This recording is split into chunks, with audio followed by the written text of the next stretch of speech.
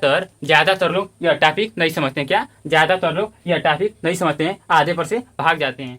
तो हेलो बच्चों, स्वागत है आपका मेरे चैनल में। और आज हमारा पराशर दाब का क्लास स्टार्ट है। इससे पहले हम पिछले क्लास में इसका बेसिक समझ चुके हैं। तो पराशर दाब के लिए पहले हम लोग पहला चैप्टर क्या है, बिलियन। तो उसके लिए हमें बिलियन लेना पड़ेगा और बिलियन के लिए हमें क्या चाहिए, एक बीकर चाहिए। तो हम लोग बीकर में एक बिलियन लेंगे।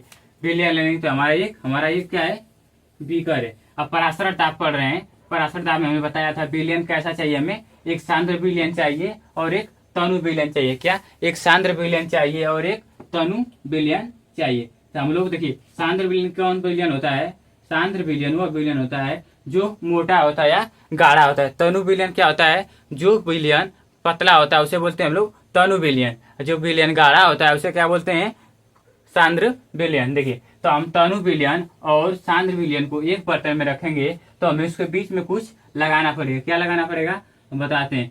तनु बिलियन और सांद्र बिलियन को एक पात्र में रखेंगे या बर्तन में रखेंगे तो उसके मध्य में हमें कुछ लगाने की आवश्यकता होगी।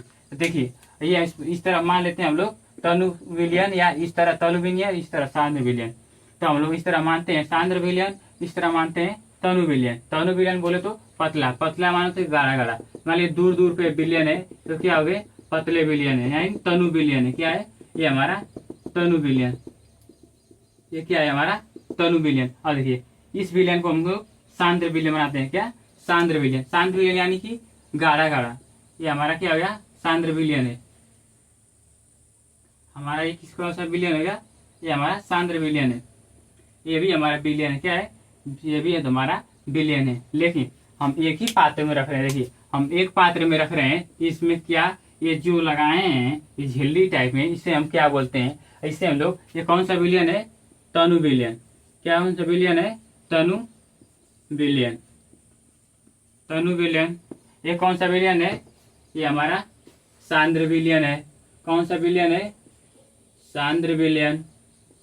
सांद्र बिलियन, सांद्र बिलियन, सांद्र बिलियन। इससे हम लोग क्या बोलते हैं, गाढ़ा बोल सकते हैं, गाढ़ा। इसे हम लोग क्या बोल सकते हैं, पतला बिलियन। तनु बिलियन को हम लोग पतला बिलियन ही बोलते, यानी तनु यहाँ पर उनके कड़ दूर दूर हो वो कौन सा बिलियन, तनु बिलियन। और जब कड़ पास पास हो तो कौन सा बिलियन, सांद्र बिलियन। तो देखिए, जो हम कौन सा, इसे हम लोग झिल्ली का नाम जानते हैं।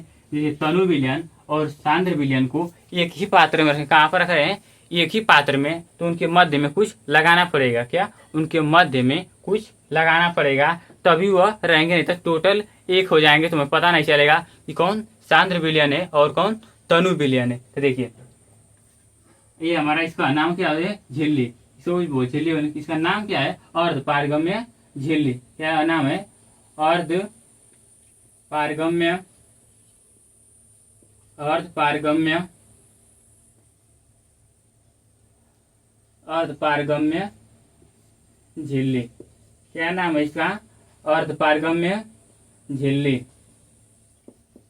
इसका नाम यहाँ पर भी लिख देते हैं। कौन से नाम है इसका, अर्ध पारगम्य झिल्ली। अर्ध पारगम्य, अर्ध पारगम्य झिल्ली। ये कौन सी झिल्ली है, ये हमारी कौन सी नीली टाइप में है, कौन सी, अर्ध पारगम्य झिल्ली। लेकिन हम लोग क्या पढ़ रहे हैं, पराशरण दाब। अब देखिए, तो पराशरण क्या होगा,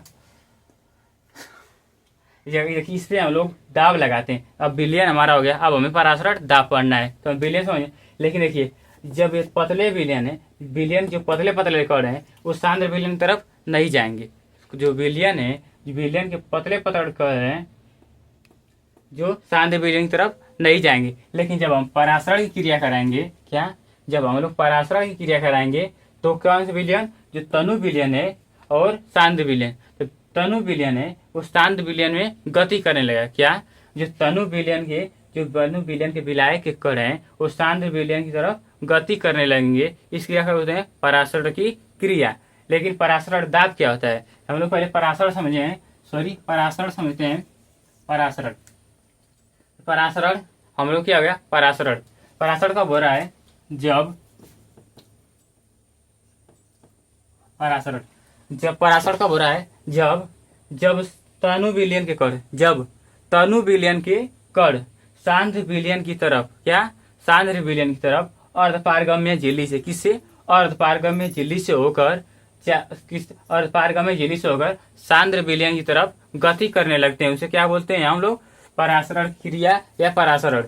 जब जब किसी विलयन में, हम लोग परिभाषा कैसे लिखेंगे कि जब किसी विलयन में तनु विलयन के कण, क्या, जब किसी विलयन में तनु विलयन के कण अर्धपारगम्य झिल्ली से होकर, अर्धपारगम्य झिल्ली से होकर सांद्र विलयन की तरफ गति करते हैं, उसे हम लोग क्या बोलते हैं, परासरण। अब परासरण दाब क्या होता है, और इससे पहले हम लोग परासरण की परिभाषा लिख देते हैं, तो फिर हम आपको बताते हैं फिर एक बार। तो हमने परिभाषा जो आपको बताएं वो लिखकर तैयार कर दिया, जिससे आपकी टाइम की बचत हो। हमने जो बोला है वही लिखा है, तो क्या लिखे हैं और जो बोले हैं जो मिलाते रहेगा। वह प्रक्रिया, क्या, वह प्रक्रिया जिसमें तनु विलयन के कण, क्या, वह प्रक्रिया जिसमें तनु विलयन के कण अर्धपारगम्य झिल्ली से, अर्धपारगम्य झिल्ली से होकर सांद्र विलयन की तरफ गति करने लगते हैं, परासरण कहते हैं।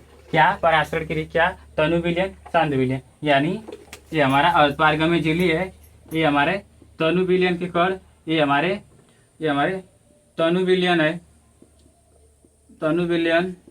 इस साइड हमारा कौन सा है, सांद्र विलयन, सांद्र विलयन, सांद्र विलयन।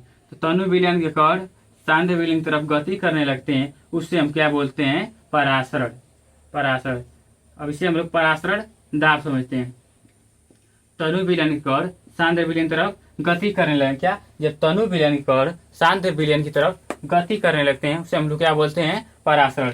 ज्यादातर लोग यह टॉपिक नहीं समझते हैं, क्या, ज्यादातर लोग यह टॉपिक नहीं समझते हैं, आधे पर से भाग जाते हैं। देखिए, जब तनु विलयन के कण सांद्र विलयन की तरफ गति करने लगते हैं, तो कौन सा विलयन होता है, यह अर्धपारगम्य झिल्ली, क्या, यह हमारी अर्धपारगम्य झिल्ली की तरह कार्य करे। लेकिन अब परासरण हम लोग दाब समझना है। देखिए, परासरण दाब मतलब क्या होता है, जब तनु विलयन कण सांद्र विलयन तरफ जा रहे हैं, क्या, कि जब तनु विलयन कण सांद्र विलयन तरफ जा रहे हैं, तो हमें इधर इस साइड से दाब लगा दें, क्या, इस साइड से हम लोग दाब लगा, यानी धक्का दे दें, जिस तनु विलयन के कण सांद्र विलयन तरफ गति कर रहे हैं वह गति न करे। यानी जो परासरण की क्रिया हो रही है, यानी क्या, जो परासरण की क्रिया हो रही है उसे रोकने में लगाया गया दाब, क्या, कि जो परासरण की क्रिया हो रही है उसे रोकने में लगाया गया दाब परासरण दाब कहलाता है। क्या, परासरण क्रिया को, क्या, परासरण क्रिया को रोकने में लगाया गया दाब परासरण दाब कहलाता है। इसकी परिभाषा क्या है, परासरण दाब की। तो हम लोग परासरण दाब की लिखते हैं हेडिंग में, और फिर हम आपको बताते हैं फिर एक बार। तो हम परिभाषा लिख दिए हैं, और एक बार हम इसे आप लोग के साथ पढ़ते हैं और रिवीजन करते हैं, फिर एक बार समझते हैं। तो हम जो बोले हैं वही लिखे हैं, और जो बताए हैं वही लिखे हैं। तो देखिए, वह दाब जो परासरण क्रिया के विरुद्ध, क्या, वह दाब जो परासरण क्रिया हम लोग समझे हैं, इसके जो अर्थ तनु विलयन कण सांद्र विलयन तरफ गति करते हैं, परासरण क्रिया होती है। वह परासरण क्रिया के विरुद्ध मतलब विपरीत लगाए गए दाब को परासरण दाब कहते हैं। हमारा लास्ट पॉइंट क्या है, इसे पी या फाई से प्रदर्शित